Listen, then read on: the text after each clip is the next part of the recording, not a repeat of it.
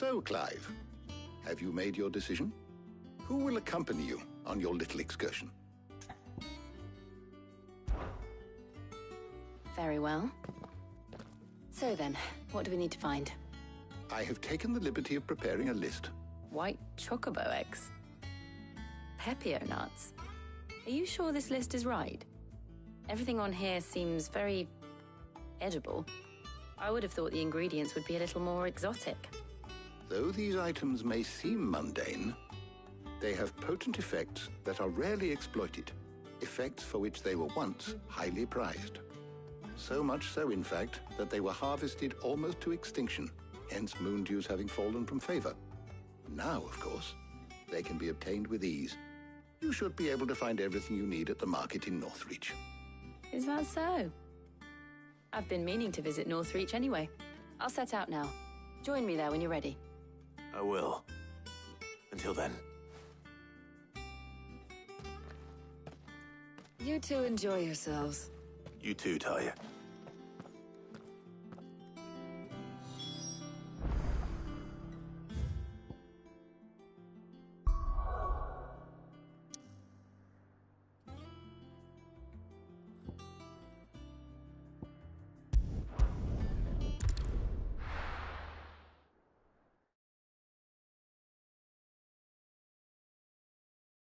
Now, where's Jill?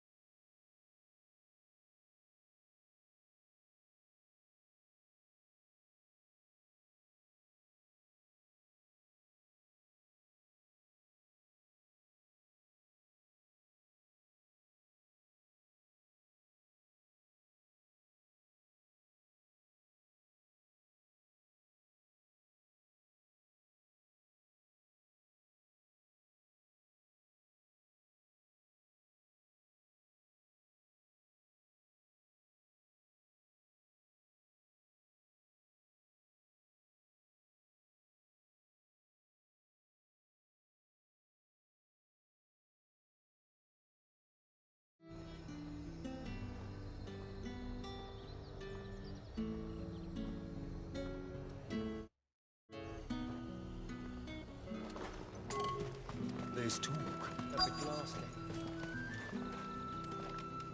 Do you see anything you like?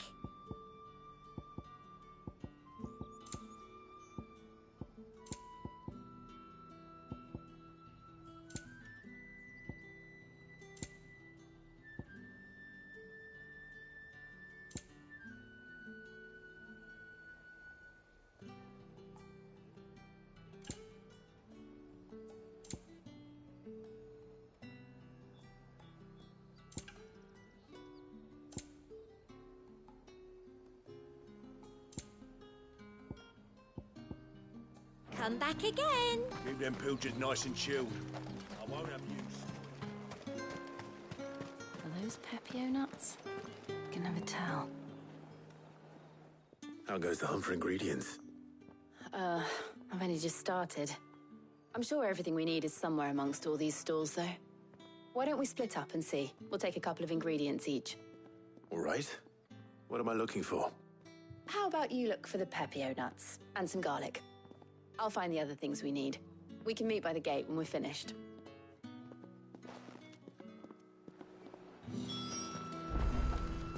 Up! You'll not find a bruised pippin in the bushel. Fresh cuts! Come and get them before they're gone. What can I interest you in today? Ah, yes. Keep fighting the good fight.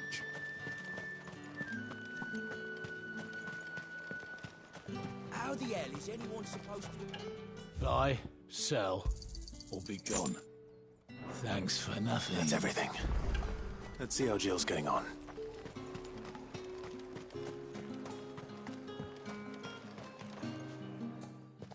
Did you find everything? I did.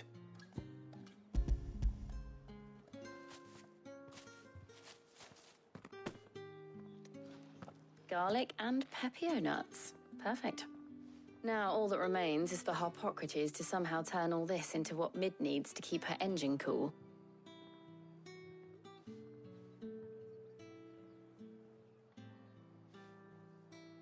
But before we head back, would you walk with me a while?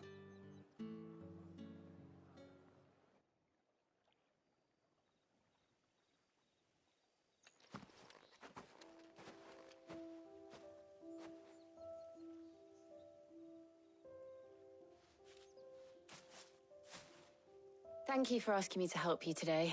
It makes a nice change. It does. It's good to get away from all the battle and bloodshed for once. Just being here reminds me of when we were children. Do you remember? Walking down Market Street in Rosalith, taking in the sights and smells. How could I forget? What with Torgal's antics.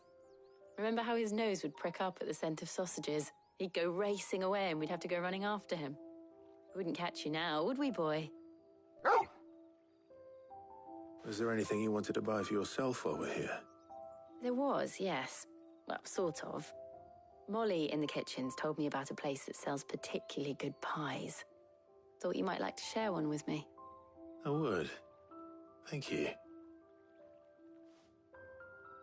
And I saw some bread.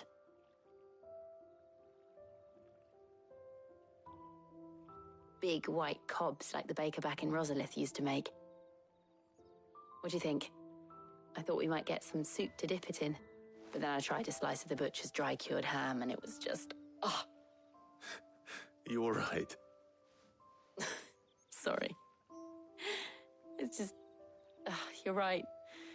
I really do feel like a child again being here with you.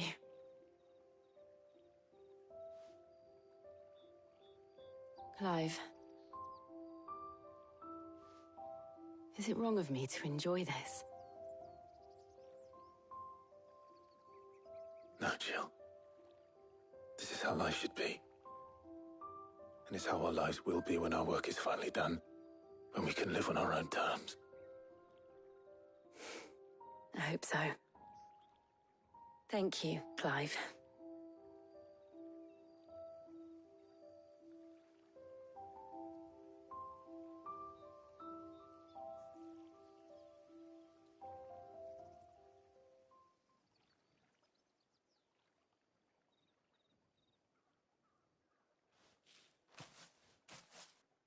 Well, I suppose we best be getting back. I need to give these ingredients to Harpocrates and Talia. I'll see you at the hideaway. Take care. I will. You too.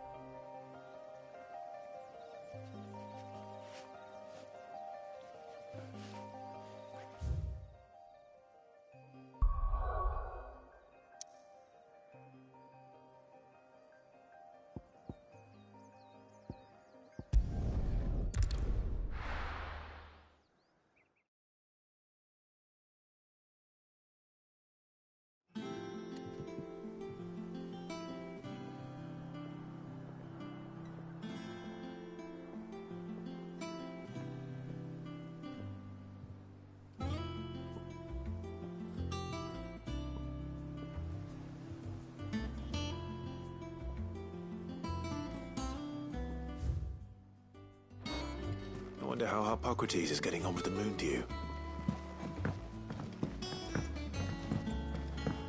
Her ship lies still in harbor, her soul sails on the main. The breath of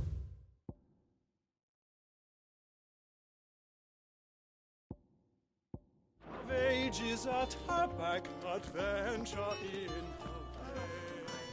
Never drinking again.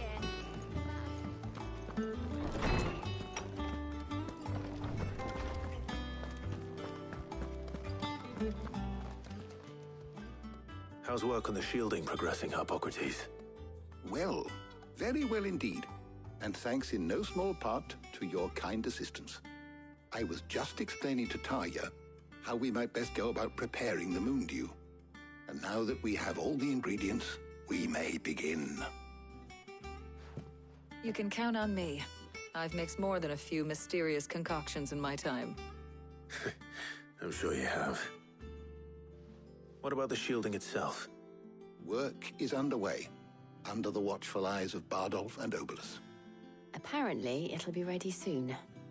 Thank you. All of you. Right then. Jill, would you join me in the infirmary? Many hands make light work and all that. Of course.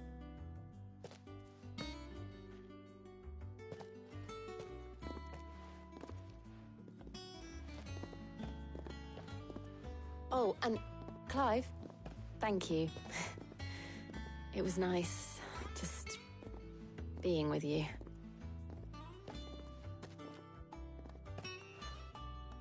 It appears our work here is almost at an end. A shame. I was enjoying playing the man of action for once. When both the shielding and the moon dew are ready, it will merely be a matter of applying the one to the other. Followed by a rigorous process of testing and retesting, of course. Perhaps someone ought to warn young Mid of that. Leave it to me. Thank you, Hippocrates.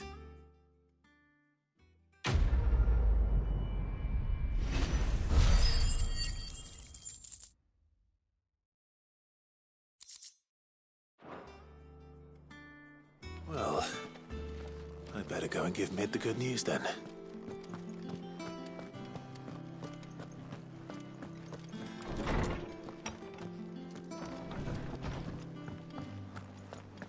Thanks to Sid. Thank you, Clive. Mother and father is... You look like you could do with a drink. Honestly, Sid, you're too nice for your own good. Do you hear that, ladies and gents? The next round's courtesy of the realm's most benevolent outlaw.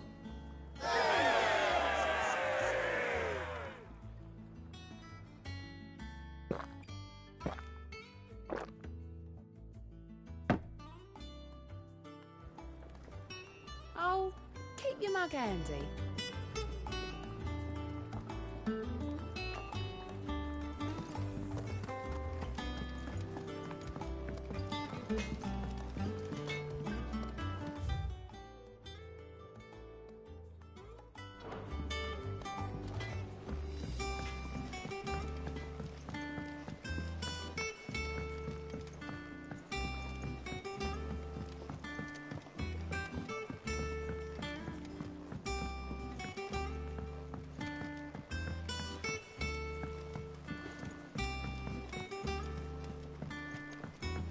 Editors started reading books that don't have any pictures in.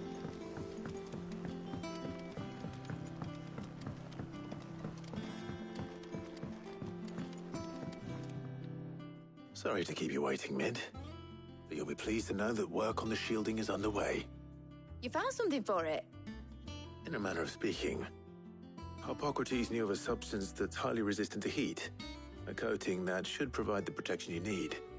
He's supervising the construction and testing of the shielding as we speak. Brilliant! I knew you wouldn't let me down. Don't thank me.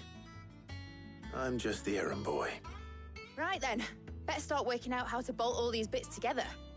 To the Black Hammer!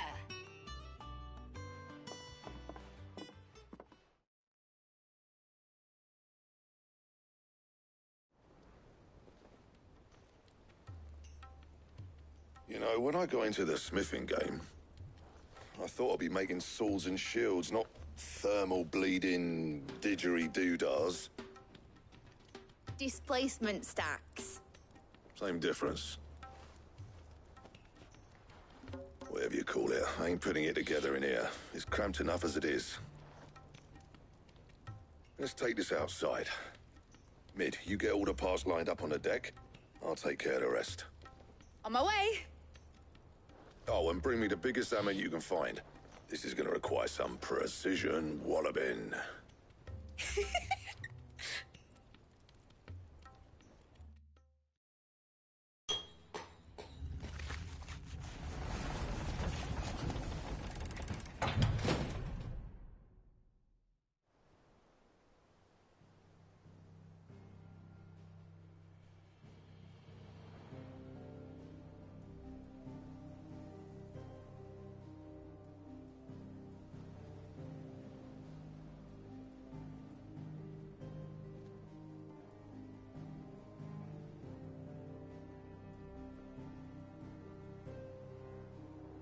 It's finished! It's finally finished!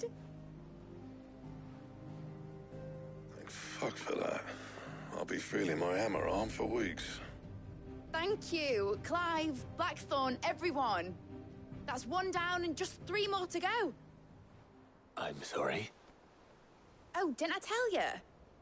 The Enterprise has 4 mithril engines, and we'll be needing a displacement stack for each. You don't mean... Don't worry. Now they've got a finished one to work off. My gang in Canva can build the rest.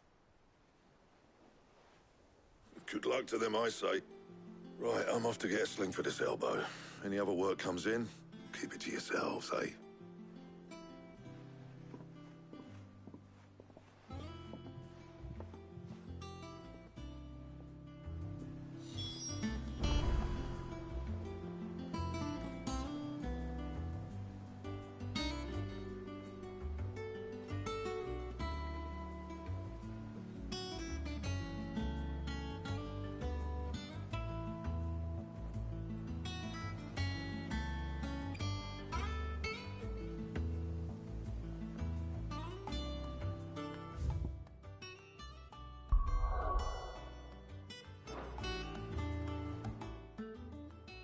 What's the matter?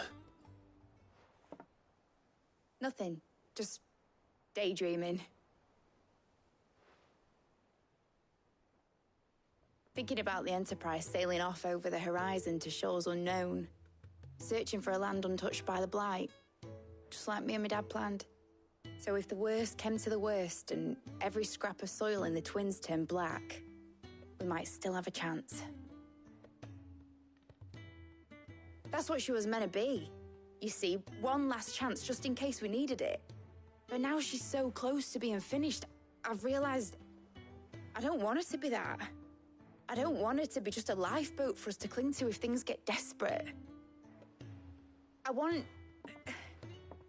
people to sail aboard her by choice, not from the lack of it. In a world where we're not just trying to survive, but where we can actually live. I'm working on that. And I'll do everything I can to get you what you want. Don't you always? All right. My mind's made up.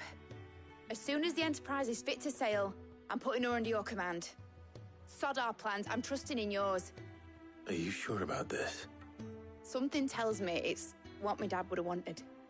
He'd be proud of you. You were gonna visit his grave, weren't you? I was. And you can come too now that your little project is finished. Right. There's just one thing I need to finish up first. Won't be a mo. All right. I'll let Otto know you're coming. Meet us in the mess when you're ready. Aye, aye, Captain.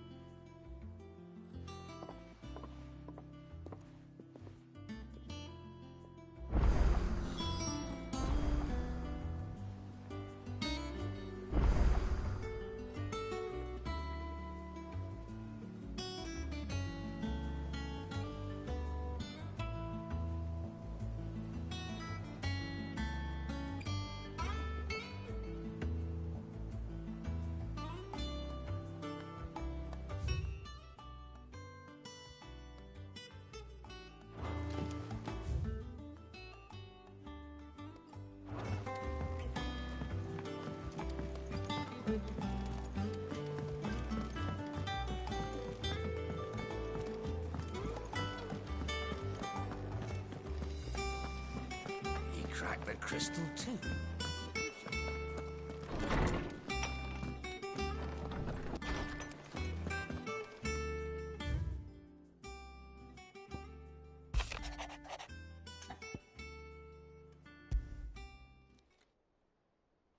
Hopefully it's nothing. But I should speak...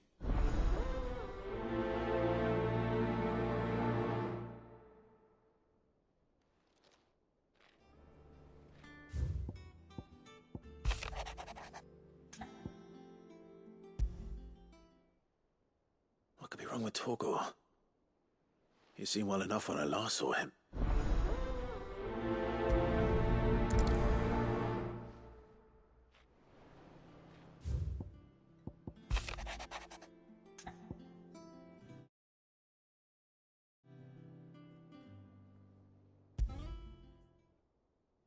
Trouble with the ledgers. Shouldn't he be asking Otto for help?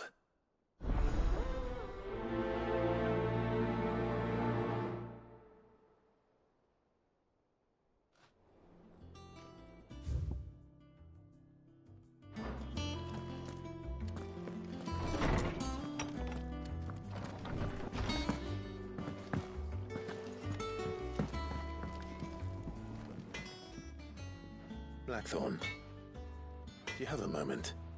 Not really, no. This won't take long. I just wanted to ask how you're getting on. August was worried about you, and you might still be doubting your craft, even after learning the trick of that cuirass. Is there something else weighing on your mind? Perhaps sharing your thoughts might help. That bastard's like a dog with a bone. Still, he's got a keen eye, I'll give him that.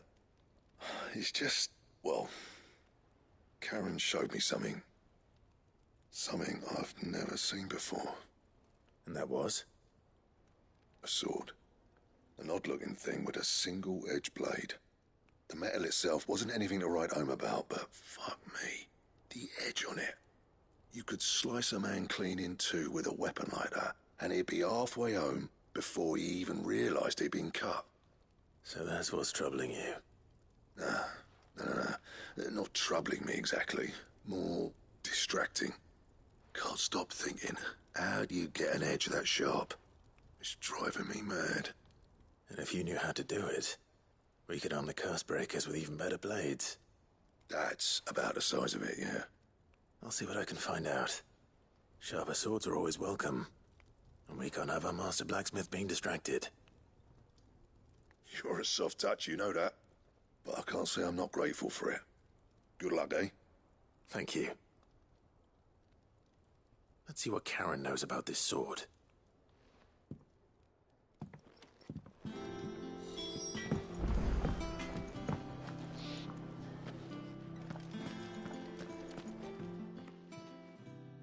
I got your note. You think something's wrong with Torgal? So you can read.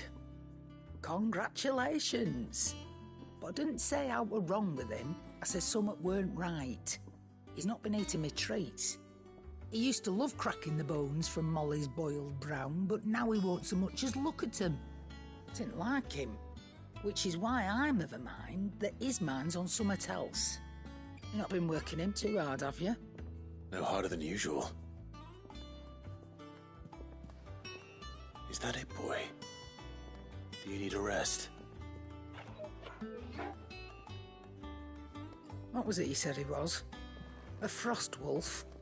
That's what the lawsman seems to think. Then maybe this all has something to do with whatever it is that's woken inside him. I suppose things have been different since Rosalith. Perhaps Hippocrates knows something. Instead of everything, you mean? Perhaps.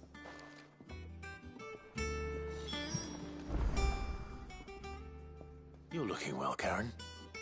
What do you want? Out with it. I want to know about the sword you showed Blackthorn. Single-edged and extremely sharp. Running around after him again, are you? I suppose I am, yes. But I need to help him find out how to work an edge like that. It's driving him to distraction. Little wonder, I suppose. There's not many like that make it as far as the twins, and those that do go straight into private collections. Which made it nice and easy finding a buyer. Can you tell me who bought it? Where is it now? You think I tell people who my clients are? Suppose you're not likely to go nicking him off me, are you now? Fine. If you stop mooning at me like that. Lord Ignac's the man you want. Dalmekian bloke. Collects weapons and the like. And he's got more money than sense, which is why he's one of my favourite clients. Reckon he'll still be at the inn in Dalamil, where I left him. Thank you, Karen. Oh, and he's a touch eccentric, if you take me meaning. I appreciate the warning.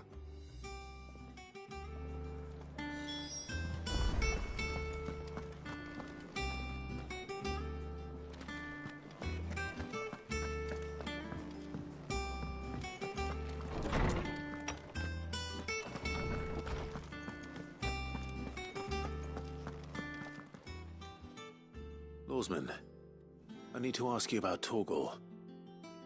Something's not right with him. He isn't ill, is he? I don't think so. But according to Lady Karen, he seems to have lost his appetite, which is certainly a new development. She says he's hardly been touching his bones of late, and she believes it may have something to do with what happened at Rosalith Castle. I rather think she might be right, though not about his appetite. All canids are instinctively inclined to crack open bones for the rich marrow that resides within, and I see no reason why a frostwolf should be any different. Accordingly, I suspect it is not a lack of appetite that afflicts Torgal, but a surfeit of it. If we assume that his newfound magics require additional nourishment to sustain, it may well be that the bones Lady Karen is accustomed to providing are no longer sufficient. Frostwolves, after all, habitually prey upon far larger animals, whose bones may yield altogether different nutrients. As to where one might find a suitable substitute, some antelopes that graze the meadows of eastern Rosaria have been known to grow to a size more than double that of their lesser cousins. I don't recall ever seeing any that large. And little wonder. The oldest and largest such creatures rarely leave the safety of the highlands for fear of predators. The last elder antelope sighting I recall hearing about took place near Cressida, and that was long before the village was abandoned. Even so, it seems like a good place to start. Good hunting, Clark.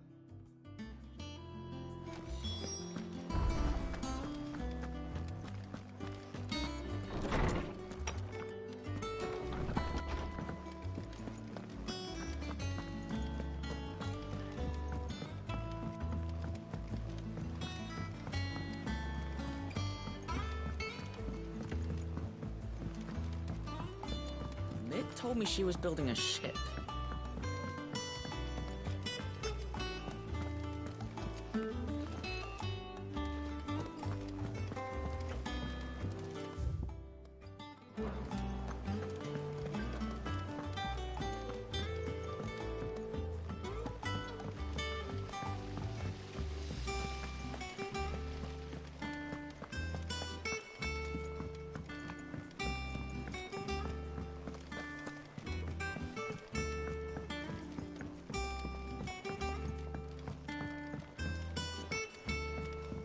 Well, that's it then.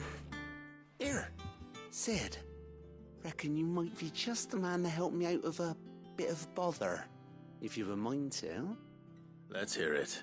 Well, it's about this alembic the chief's got me making. Lovely bit of kit it is.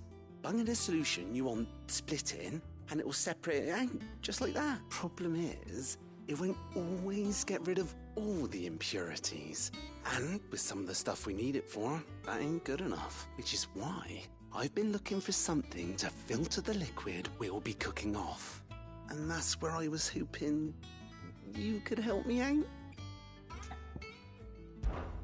I imagine Ty could get some use out of this alembic too. Distilling medicines and the like. All right. Why not? Proper job! So what exactly do you need for this filter? Nothing but bomb ash'll do, says the chief. Gave me a sample she'd obtained from the university stores. Couldn't believe my eyes. You pour the blackest blight water through it, and it comes out clear as a mountain stream. So, I did a bit of reading about where I might be able to get hold of some. And do you know what I found out? It's only the blimmin' bones of a bomb king. They leave them behind when they die, see? I take it that's where I come in. If you wouldn't mind. I saw a billet on the hunt board for one just the other day. Would have gone myself, but, well, fighting dirty great balls of flame isn't exactly my forte. You, on the other hand... All right. I'll see what I can do. Thank you kindly. And a good hunting, eh?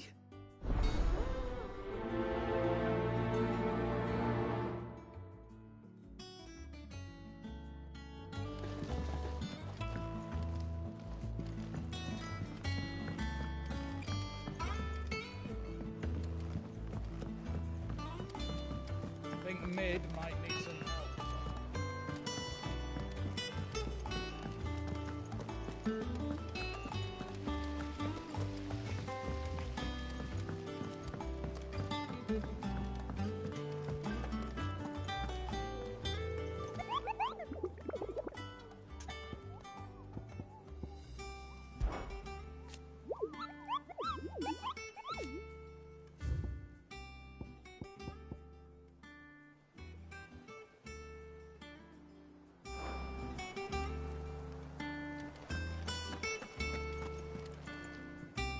Clive. That's why I'm here. Shh. Otto might be listening. Is this better? A little. Listen. I've some bad news. It turns out the Hideaway may be slightly behind in its payment to certain lenders, and it may be my fault. But I swear to the goddess, I thought I had the numbers square. Sadly, that square turned out to be more of a circle. 0, you might say. I can straighten it out, I swear, but it's going to take some time. I'm going to need help keeping it from Otto. Bit late for that, I'd say. There you are! What a surprise! So let me get this straight. You forget to pay our lenders what they're due, and instead of coming straight to me, you get Clive to come to you. And I hope he'll dig you out of the hole you've dug for yourself. Clive, the man in charge of the place you've been cheerfully trying to bankrupt. And you thought this was a cunning plan. Why? Well, who needs paying? Oh, just Martha. And the dame. And, well, Lady Karen. But only 500 talents. We owe 3 of our most trusted friends 5 million gil. Each. 5 million each. They lent us the bulk of the money we used to rebuild the Hideaway, you see, and, well, I must have made some sort of oversight. Those ledgers were my responsibility, and it was my decision to entrust them to you. This is my fault. Do we have that much to hand? I can always ask my uncle. No, we don't. And no, you won't. We've lightened Lord Rosfield's purse enough. After the king's ransom we had off him, he deserves better than to see our begging bowl. Besides, we'll need to learn to stand on our own if we're going to make this work. All right. But that doesn't mean you have to shoulder the burden yourself. Is there anything I can do to help? There might be. How'd you fancy taking these to Martha and the dame? Rocks. Rocks, he says. Worth 1,000 talents apiece, these are. A little something Sid and I set aside for when times got lean. And I reckon 15 million in overdue debt probably qualifies. I just hope our associates' eyes are a bit more discerning than yours. I'm sure there will be. Should be me making the rounds, really. But you know how it is with this place. Orders to bark, arses to wipe and all that. I know. Which is why I don't mind going in your place. Go. Do you know why I only gave Master Clive here 2 star rubies? Because you'd rather Lady Karen killed me. Because I'd rather Lady Karen killed you. Yes. Well, I suppose this is goodbye then. Don't worry. I'm sure Karen will understand. Really? Do you think so? No, I don't.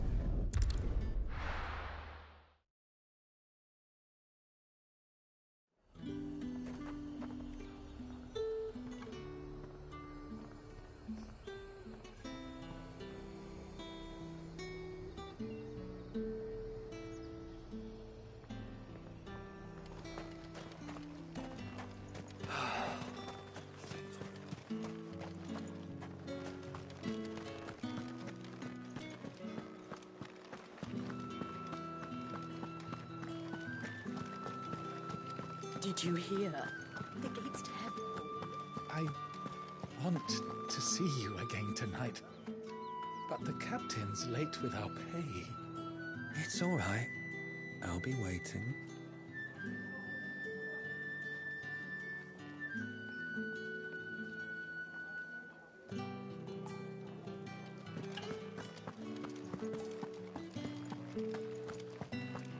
What am I going to do without sweet water and olive talc?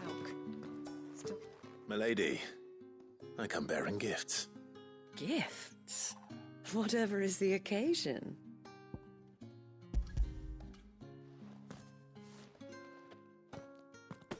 Oh my. Clive, you really have outdone yourself. Otto asked me to give it to you. To settle the Hideaway's debt with the Veil. And to compensate you for the time it took us to do so. You disappoint me, Clive. I thought you might finally be warming to me. Tell Otto he can keep his baubles. I tried to tell him as much the first time around. The man owes me nothing, nor does the Hideaway. My contribution to the restoration effort was made freely and willingly. It was the least I could do. You once told me Sid did you a kindness. I'd like to do the same. Please, accept it. For my sake. And for Otto's. For all of us. For all you've done. It is rather fetching, isn't it? Very well. Otto is lucky to have you, Clive. I doubt anything could ever replace his son. But you and the others at the Hideaway are the closest thing he has to family.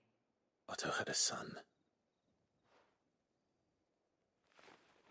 Long ago, yes. Sid told me Otto lost him when he was just a boy, and blamed himself for not being able to stop it. I don't know how it happened, whether there was anything he could have done, but it was clear that it weighed heavily on him. I didn't know. How could you have? I doubt anyone did. Besides Sid, I've never met a man more keen to bear his sorrows in stoic silence. An ill habit, given that both have always been surrounded by friends desperate to help them.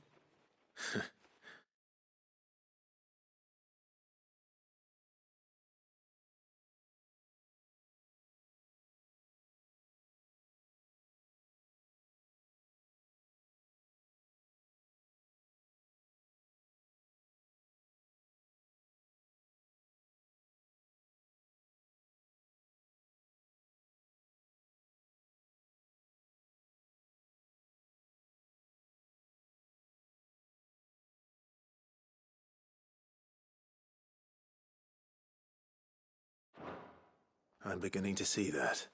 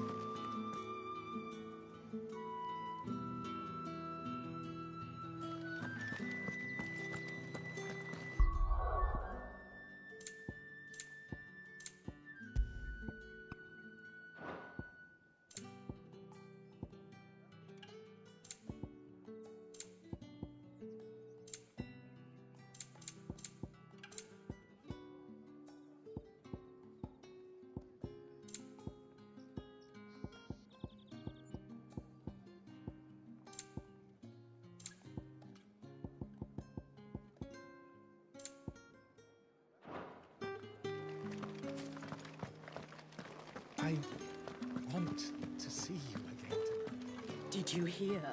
The gates to Heaven Hall in the area were breached by someone. Or something.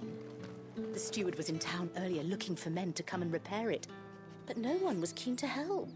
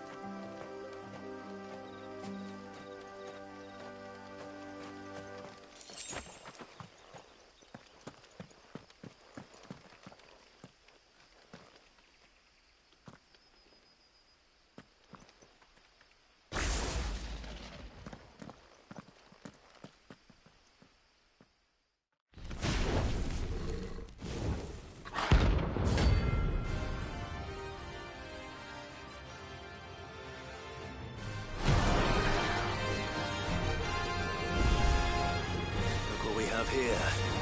Greetings, Your Majesty.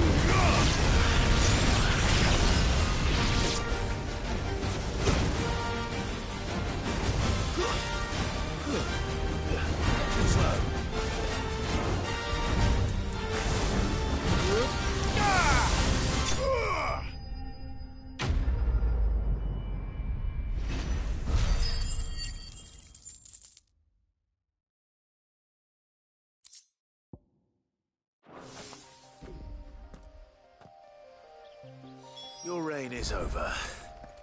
Now to collect the ash. This looks like the stuff. Let's see if there's any more.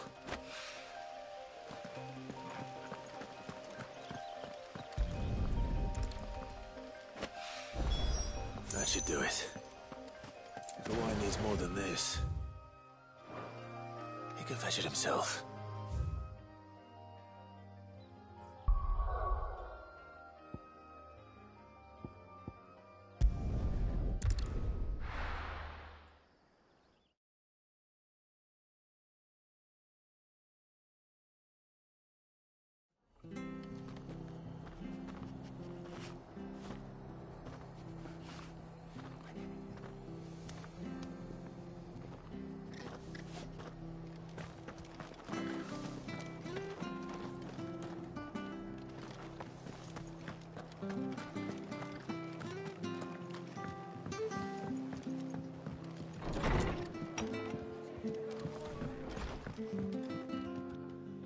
Clive, we weren't expecting you. I wasn't expecting to be here, but it seems we still owe you a considerable amount of coin for your help with our rebuilding efforts.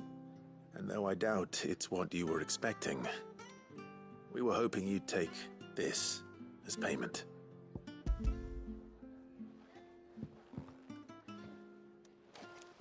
A star ruby? I can't accept this. It's worth at least twice what you owe me. More if you can find yourself the right buyer. Think of the difference as interest. Interest? If word got out I charged that much, no one would ever borrow from me again. Anyway, why are you the one here asking me about this? I'd have expected Otto. Bit much sending the Lord Marquis out to settle your debts, isn't it? The old goat working himself to death again? Something like that. Most days I think he's the only reason the hideaway's still standing. Same as always, eh? Back when the place was nothing but a twinkle in the eye of a recently retired Lord Commander, word is he was the first one Sid reached out to. Probably knew that without his strong arm and level head, the idea would never get off the ground. Sid may have been the face of the hideaway, but Otto's always been the backbone. And when Sid passed away, we were all worried that would be the end of it. That Otto would just give up. His death was hard on everyone. But it must have hit Otto hardest of all. But he didn't give up, did he? Quite the opposite, in fact. If I recall, he was the one who nominated you as Sid's replacement, and rallied the rest around you. I reckon what he saw in Sid, he saw in you too. And don't we all? Doesn't hurt that you're half as stubborn and twice as handsome, neither. That, and you keep good company. I suppose I do.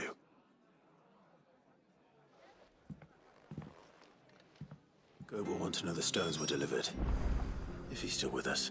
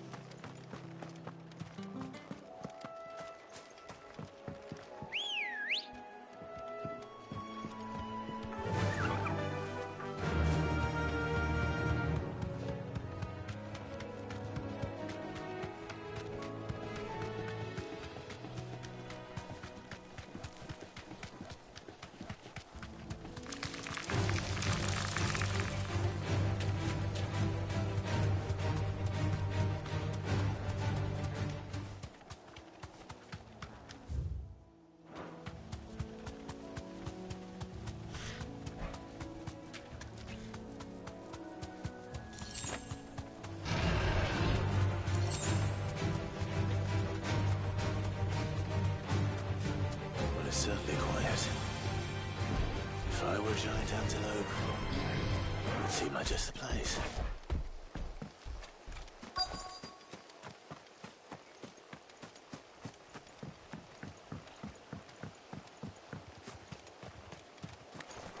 doubt we'll find one bigger than that.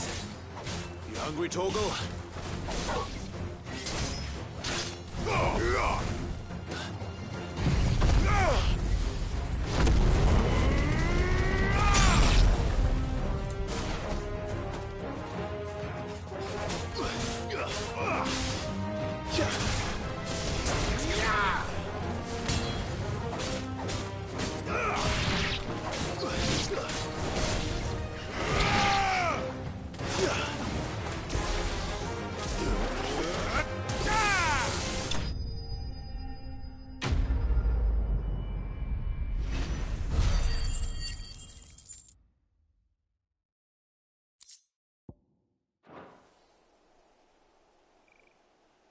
Now,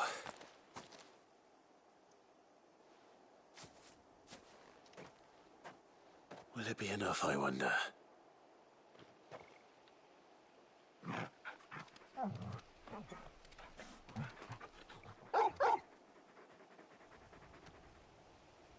I say that answers my question, which means we owe the lawsmen our thanks. You're just a big puppy, aren't you? A very big puppy.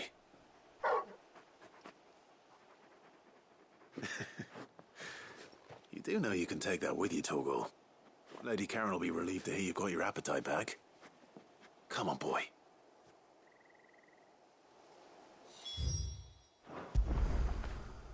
Fetch!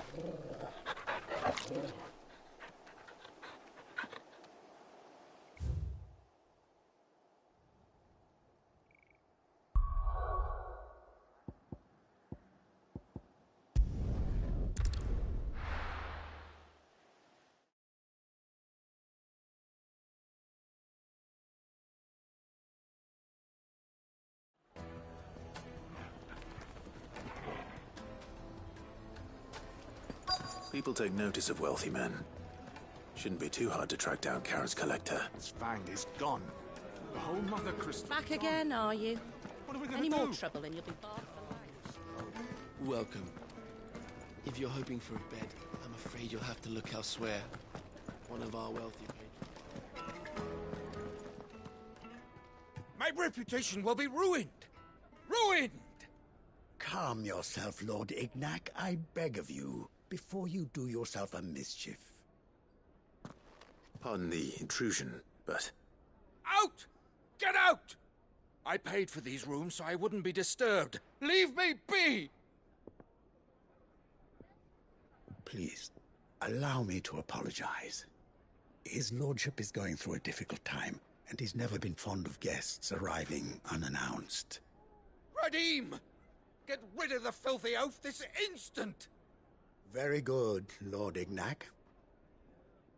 Would you mind stepping outside for a moment?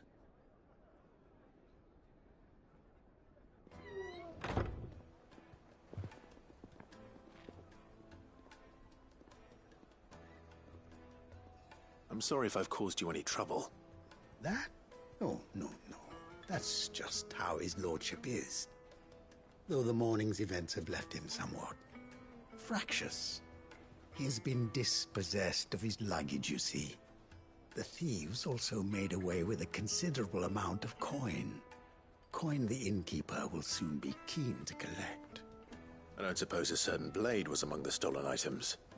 A single-edged sword. It was purchased from a merchant friend of mine. Ah, you know Lady Karen. Yes, I'm afraid it was. Then I'll retrieve Lord Ignac's luggage. But I have one condition. You have but to state it. You are welcome to anything that is within my power to grant. I want an audience with Lord Ignac. A few minutes should be enough. Then I'll be on my way. A condition I would be a fool to refuse. Of course, you shall have your audience. I don't suppose you saw where the thieves went? I did not, no. Though some discreet inquiries made on his lordship's behalf mean that I know where you might find them. The bandit's bed. Every ill-gotten coin in Dalamal is said to pass through that disreputable corner of the Valcroy. And that's where I'm heading. I shall speak to Lord Ignac in your absence, and arrange for an audience upon your triumphant return. That will be very kind of you. Farewell, and best of luck.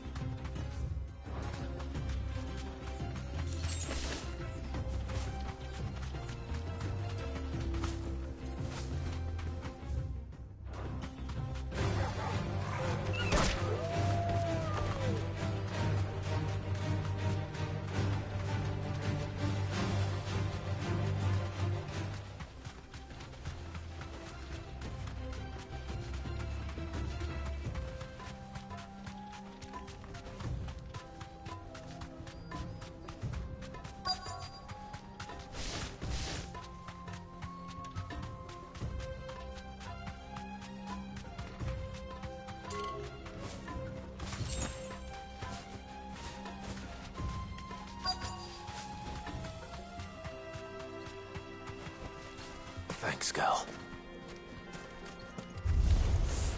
We've got company! Come on, lads, let's tear the bastard's head off!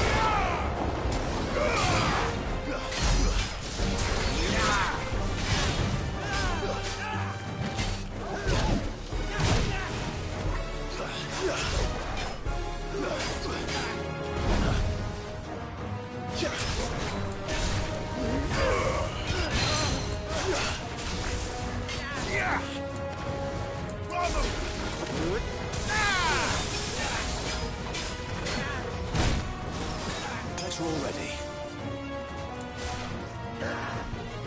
Nice try.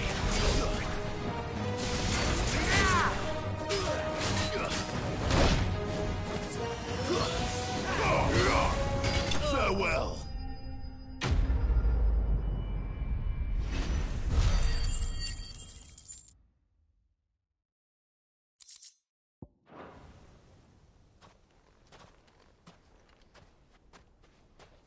This must be Ignac's luggage. Nothing seems to be damaged. All right. Let's get it back to Dalamil.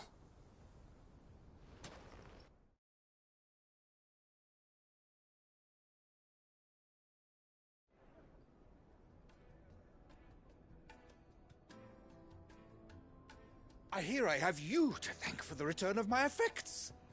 What shall I call you, my good man? Wyvern.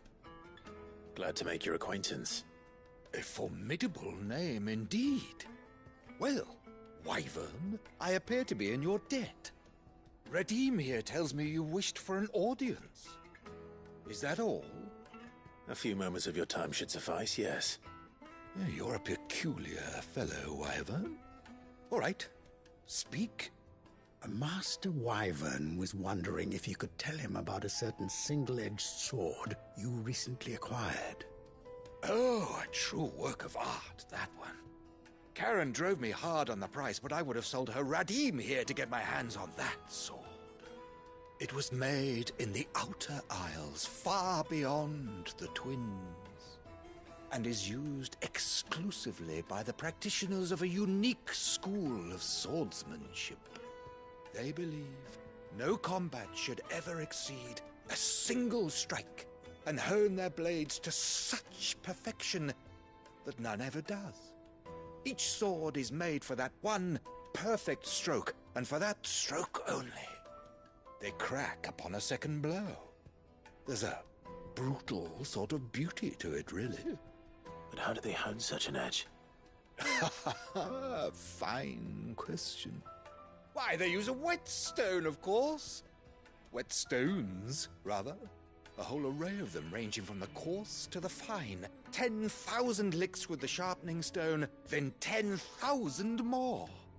But it is the final stone which lends the blade its legendary sharpness.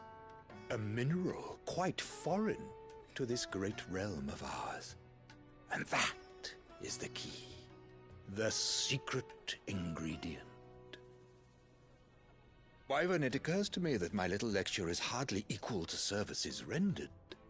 Take this, together with my regards. The very stone of which I spoke, far rarer among collectors than even the blade itself, and a far more fitting payment. Thank you. Pardon the intrusion, my lordship. However, it is long past time we prepared ourselves to depart. So it is. I am locked in bitter competition with a rival collector of curiosities. I am one step ahead of the unscrupulous scoundrel, but he is hard at my heels. Are there many other collectors out there? Too many to count, but only one do I consider my nemesis. Lord Byron Rosfield. And is a perennial thorn in my side. I can imagine. Farewell, Wyvern. May our paths cross again. Radim, we mustn't dawdle.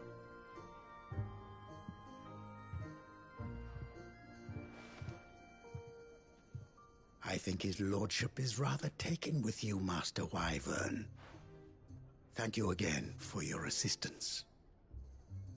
Coming, my lordship. I'll be right there.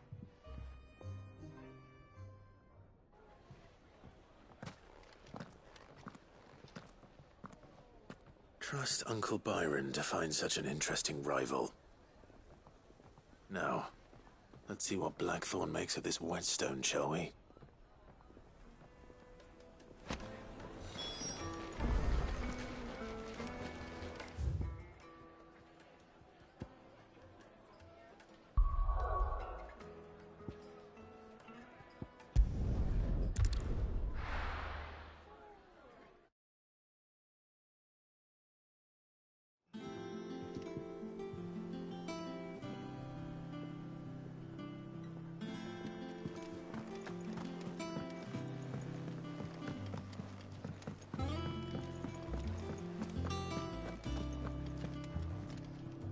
I noticed you and Torgal had gone off somewhere.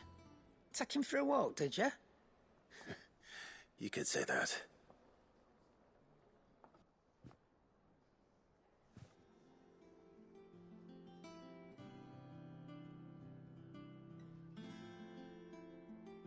So, Molly's leftovers weren't good enough, eh? That'll teach me for treating you like you're still a pup. All right, no need to shout. Now we know what you're after, I can see about getting some in. Speaking of which, I brought one for later. Can I leave it with you?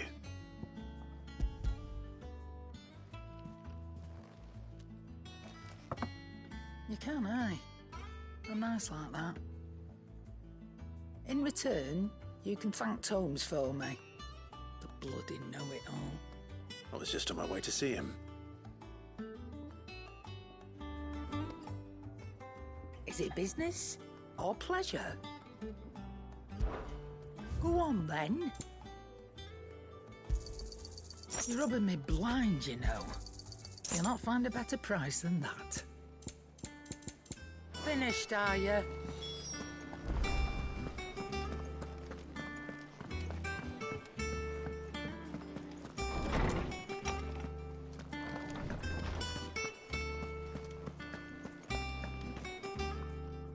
Ah, Clive. Were you able to locate your quarry? We were indeed, Lawsman. You pointed us in exactly the right direction. And Torgal's been a very happy hound ever since. Very good, very good. Lady Karen sends her thanks, by the way, for your part in solving the mystery. Ah. But that reminds me. After your last visit, I found myself pondering Torgal's talents. Do you recall our conversation concerning Lady Jill's role in Torgal's transformation? About how she somehow woke the power within him. Precisely that. A reasonable conclusion, I thought, but one which raised certain questions in my mind. You see, the Fenrir of legend served Shiva and Shiva alone, and while the powers attributed to him are certainly impressive, the records imply they are somewhat different in nature to those you described Torgal as having used. What are you suggesting? That Torgal may be the beneficiary of more than one icon's power. Consider that in addition to Lady Jill, he has served as a loyal companion to you, your brother, and even the late Cid. In short, the icons hitherto near at hand, or should I say at paw, have been diverse and plenty, and that number has only grown as the realm's dominance have fallen to your sword. One can but speculate as to how all of this has affected Torgal. He has seemed more fierce of late. And if I am not mistaken, he will grow fiercer still. We are fortunate indeed to be able to count him amongst our allies and not our adversaries. Oh, he's more than an ally. He's a friend.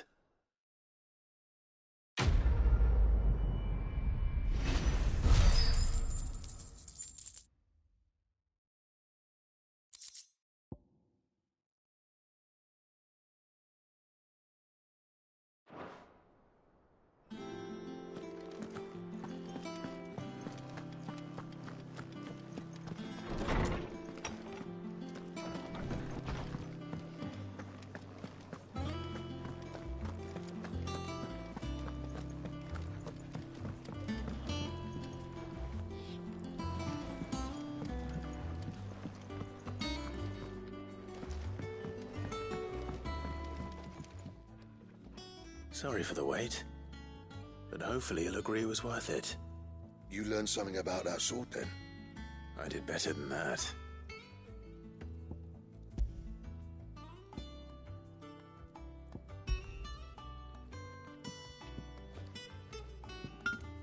A whetstone? Yes, but not one you'll find anywhere in Valisthea.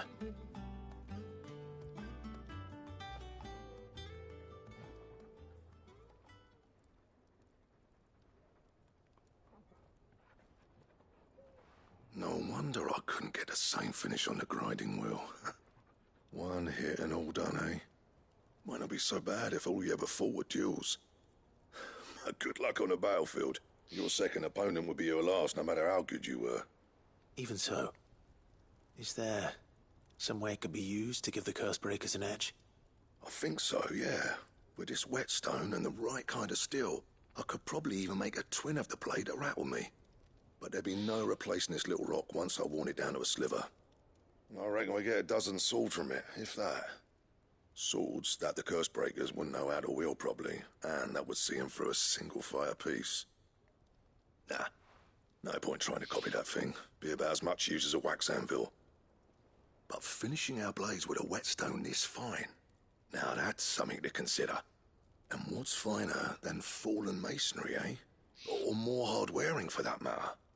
Just imagine it. Good Valisthean steel with an edge as sharp as any found in the Outer Isles. I won't make a copy, nah. I'll make something much better. I'm sure the Cursebreakers will be delighted. Just don't push yourself too hard. Don't you worry about me, Sunshine. I've been working day and night since I was half your age, and I'll still be here when you're long gone. Hey, thanks, Clive. I mean it. I owe you one, August too. It's good to know someone's looking out for me.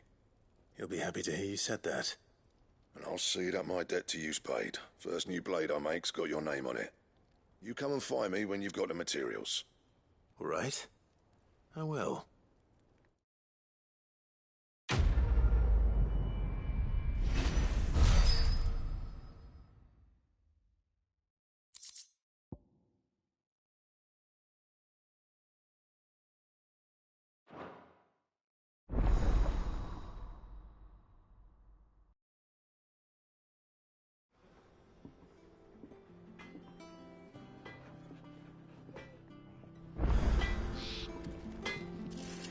What do you need? So, what'll it be?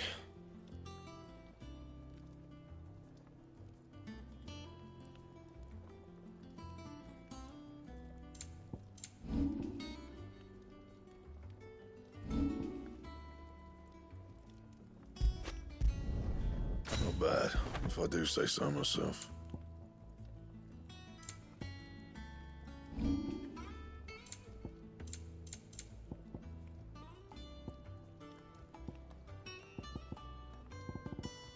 That it? Fine.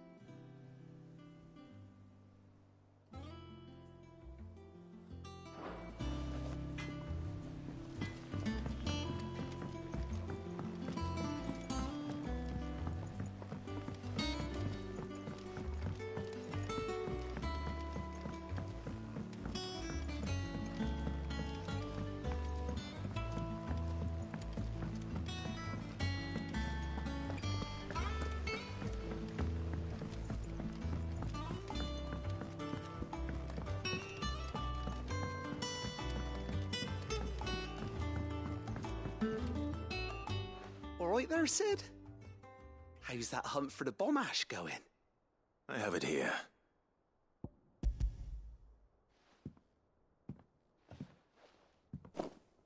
That's the stuff. And plenty of it, too. Enough to keep the Olympic bubbling away for a good old while. You're a gent, Sid. Let nothing say otherwise. Right then, let's get this contraption up and running.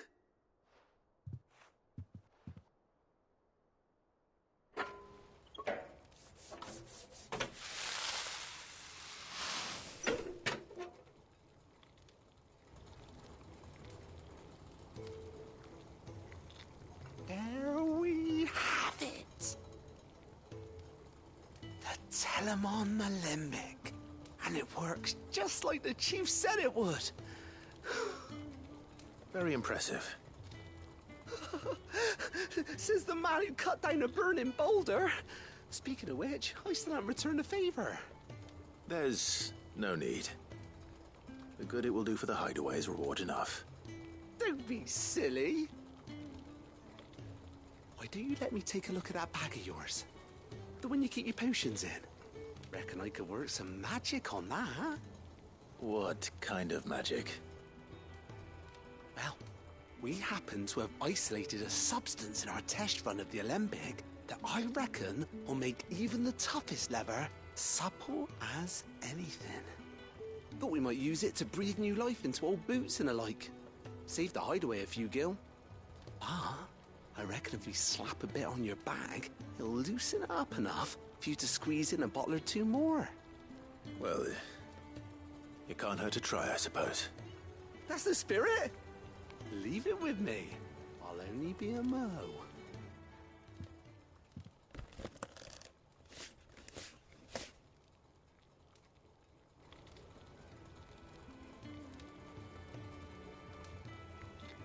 Well, what do you reckon? It certainly feels more flexible. Right? Told you. Thank you. I think. No. Thank you for supporting Mid and the rest of us in our endeavours. Without you, we'd never have been able to discover wonders like that stuff I rubbed on your bag. And I'm telling you, there's plenty more where that came from.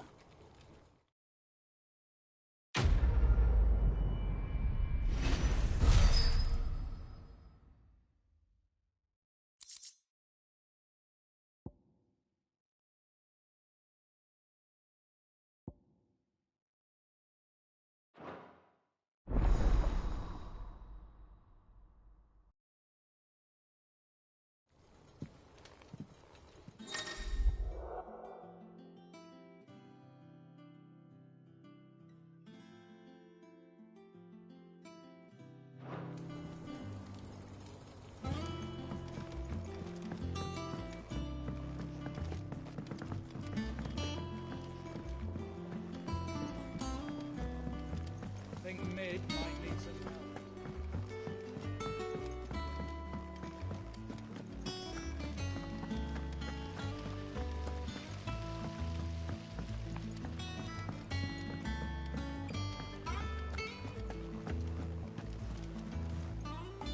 Goat. Still alive, I see. So Lady Karen accepted the ruby. Ah, about that. I tried my best, but she was just too stubborn to take it. She threw it right back in my face, in fact, and told me I could stick my stupid stone where the sun don't shine. Karen refused payment. I hope it wasn't something I said. I'm sure you were as tactful as ever. Let me see what I can do. Oh, wonderful. I hope you have better luck than I did.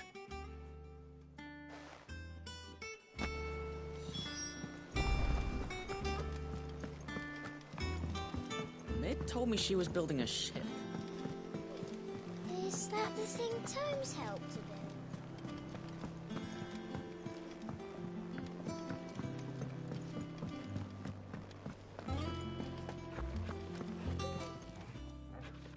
Lady Karen, Goad tells me you weren't happy with our offer. Would you prefer the debt was repaid in coin? What debt? I don't recall lending any of you lot me hard-earned gil. I may have tossed a talent or two in the Hideaway's coffers, but those were donations, and you can hardly call it charity if you go asking for it back. Of course not.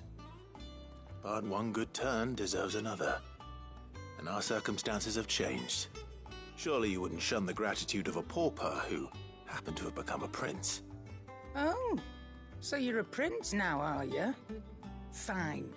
But I'm selling it and taking what I'm owed, then you're getting the rest whether you like it or not.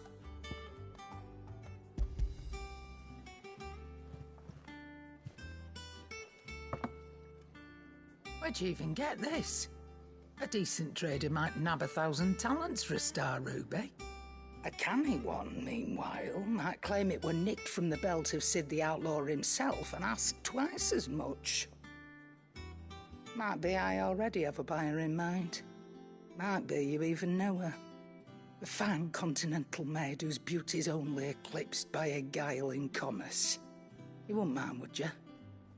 Not at all.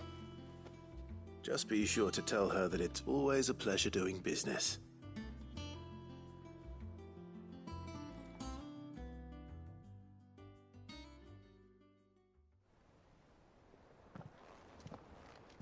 I hear you ended up delivering all 3 stones.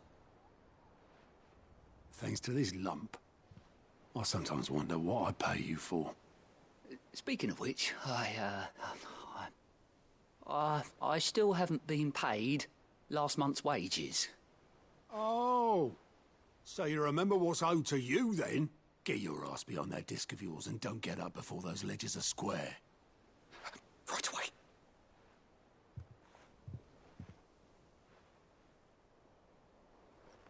I've seen that before. You have, yeah. Plenty of times. It was the only goblet Sid ever used, either out of habit, or because the filthy sod couldn't be bothered to find a clean one. I knew so little about him. Like most people. Martha and the Dame both seem to have fond memories of him. Huh. I bet they do.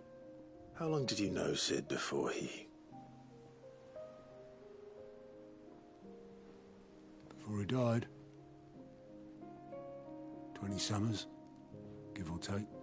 Back in the day, I was a purser on a trade ship, which is where I met him.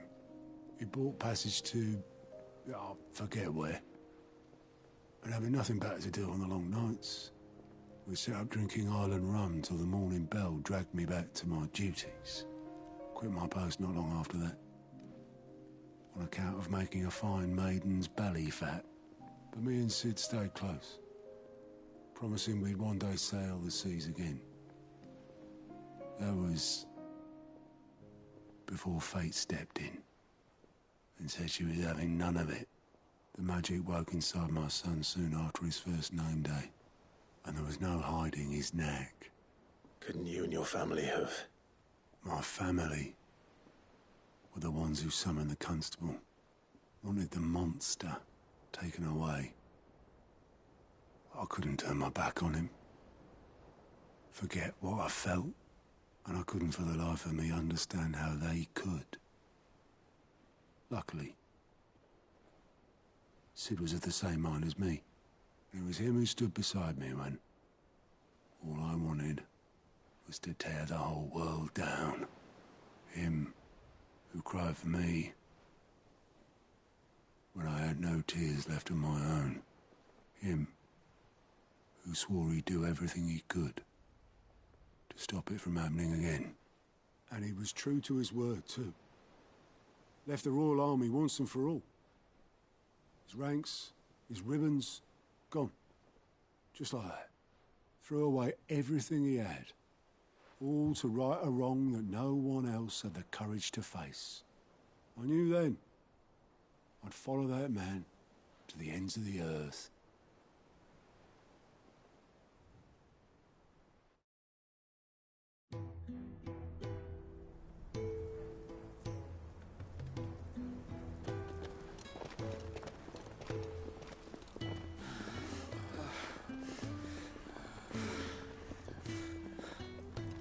He was always too clever for his own good, was Sid. Saw the world for what it really was, while the rest of us were content to go along with the lie we were shown. And it can't have been easy, bearing that burden alone.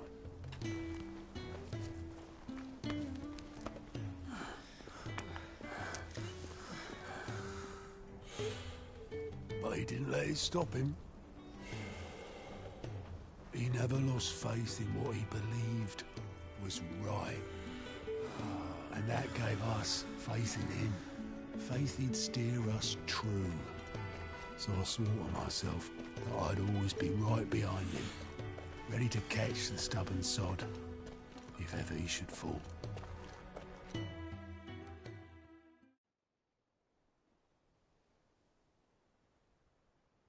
But I couldn't even do that.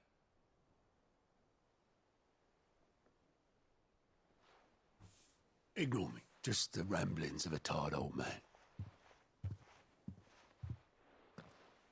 Leave that lot. I'll tidy it up in a bit.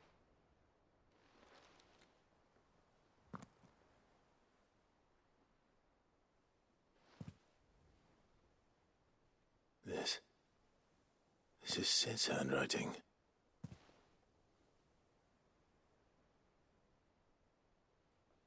Dear Otto. I may be drunk, but I wanted you to know this place would be fucked without you. Love you, you grumpy old sod.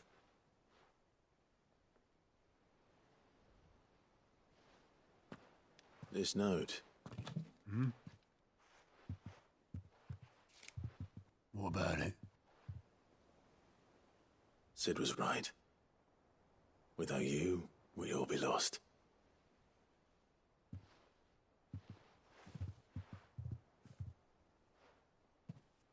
He should have bloody well said so then.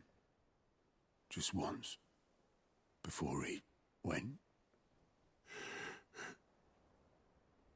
But then, why would he? Him, or anyone? I'd only have told him to piss off.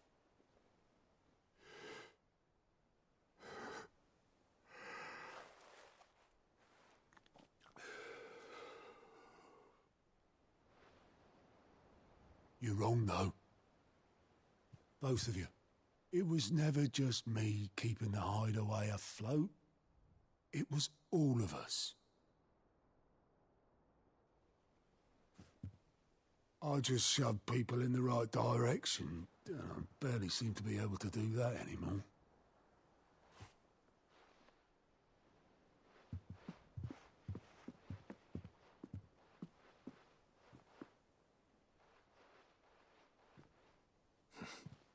Would you rather goat were at the helm? Well, maybe I've got a few more years left in me. I'm going to hold you to that, Otto. Before you go, Sid would have wanted you to have this. But that's... This'll do me just fine.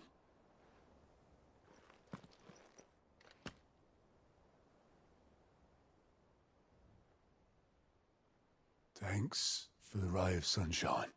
I'll see if I can't pay you back. Already have.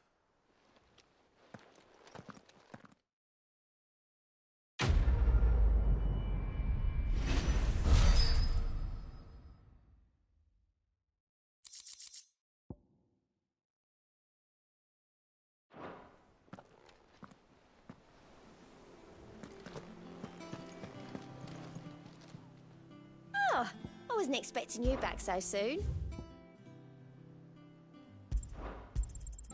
Here you are.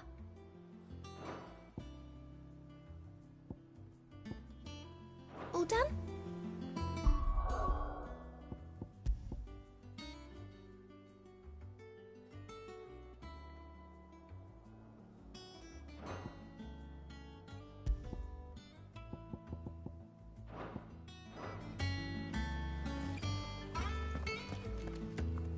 All right, Clive.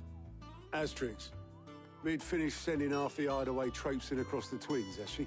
I swear, that girl'd do anything to put off visiting her old dad's grave. No excuses now, though, eh? Not quite. She said there was one final thing she had to take care of. I'm sure she'll be finished soon enough. She said that? In those words? She did, yes. Clive? Were you born yesterday or something? There is no thing. She'll probably be halfway to Canva by now. Mid. I might still be able to catch her.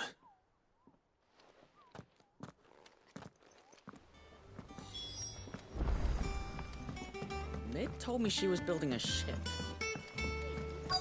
Is that the thing Tomes helped?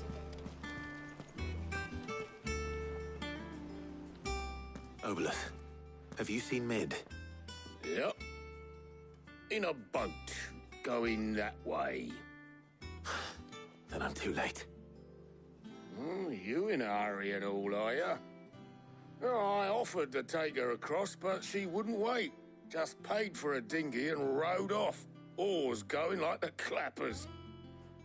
Got some life in her, ain't she? But anyway, I was on my way up to see you, as it happens. Got a letter for you. Urgent, by the sound of it. One of your uncle's men said I was to hand it to you in person, post-bleeding haste. And you're here now. Thank you, Obelith. Don't mention it. What tidings, Uncle?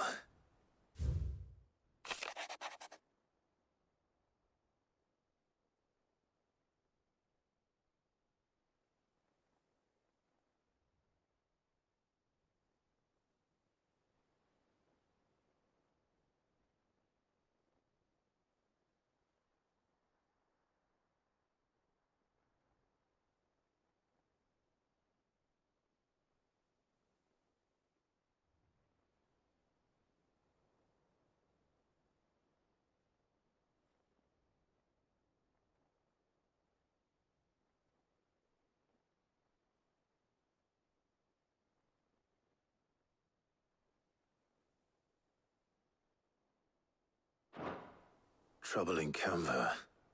Well, I'll need someone to keep an eye on Mid.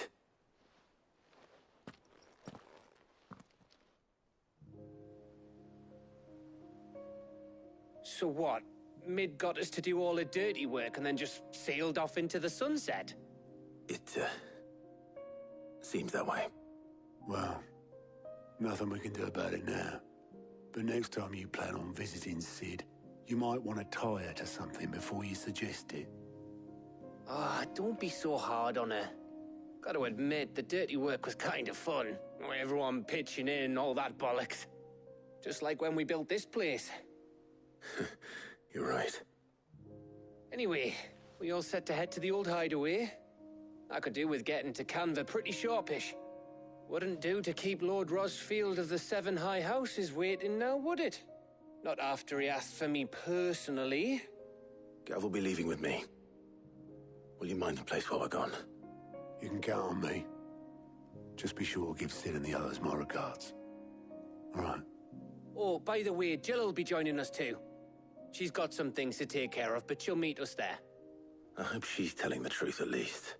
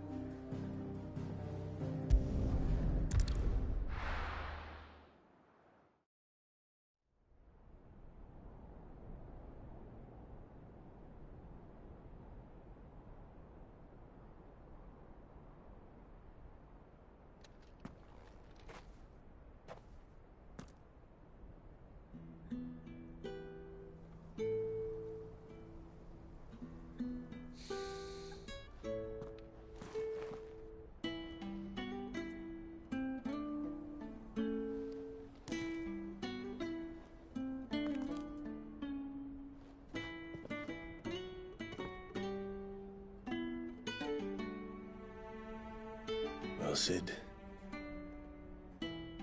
I remember what you told me. That if no one is listening to what you have to say, you may as well not say it.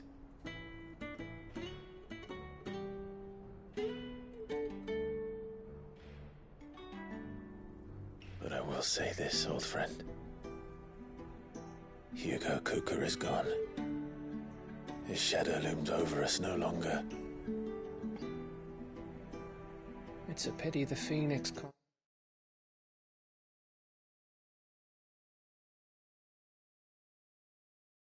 be in two places at once. If it had been with us, maybe he could have done something for the lost. Not even the Phoenix can bring people back from the dead. Life has a beginning and an end. So we must live while we have the chance. And not as slaves to the crystals, but as free men. May we join you?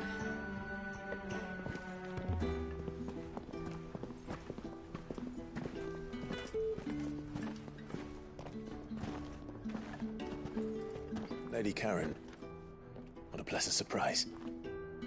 I thought I'd drop by and see how you were all doing before heading off to restock my supplies.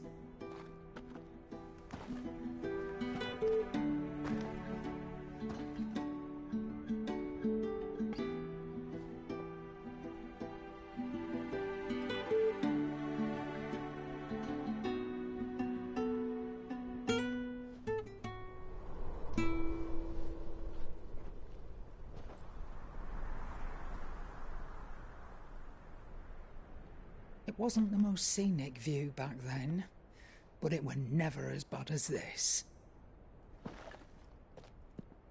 I know. The Blight marches on. And soon, there will be no escaping sights like these.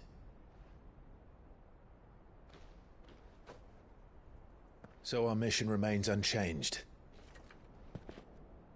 We cannot stop until every mother crystal is gone, and their thirst for ether with them. The only one that remains in Storm is Drake's tail in the Crystalline Dominion. Our next target. We're going to Twinside. It's the capital of the Empire these days. I wouldn't like to think how tightly guarded they've got the place. Not that that'll stop you, but we do well to scout it out before you go charging in. We would indeed. If you're off to the Dominion, you can take this great lump with you. Goods. Oh, I am sorry. Have you forgotten you're the most wanted man in the Twins? I thought you might like to disguise yourselves as the attendants of a travelling trader, assuming you've no better ideas. You wanted to buy yourself some tools, didn't you? Well, now's your chance. You're letting me go with them? Oh, thanks, Nan. Stop that! You'll break me bones, you great galoot.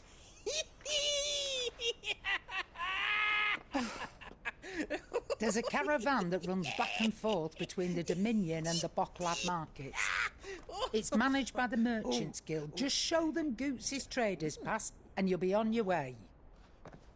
It'll be a damn sight less risky than footing it the length of the Crystal Road. That's for sure. Thank you, Karen. And glad to have you with us, Goots. Okay then. I'll get me things and I'll meet yous there. See yous down in Bocklad. Get off! Me poor fingers! Jill, you're with me. Understood. And Gav? Already on my way, Captain. Be careful. Aren't I always?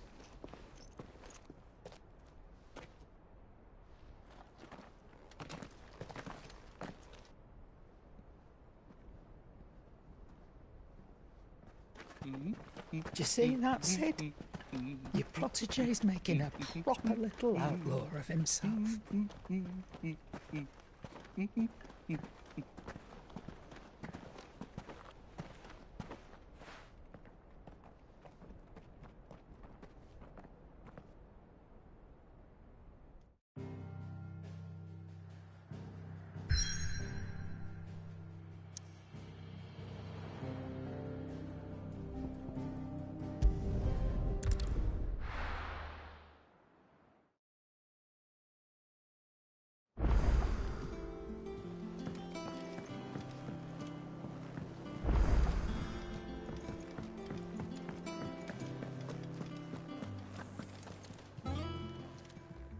Is it business or pleasure? Coin purse weighing you down? It'd better all be here. You're rubbing me blind, you know. Is that all?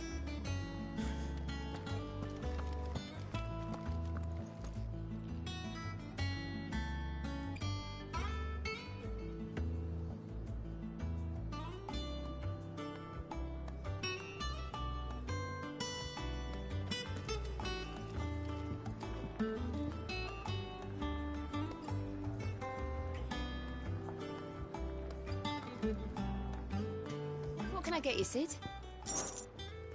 Well, someone's in a good mood. Drink up, you lot. The next round's on Sid.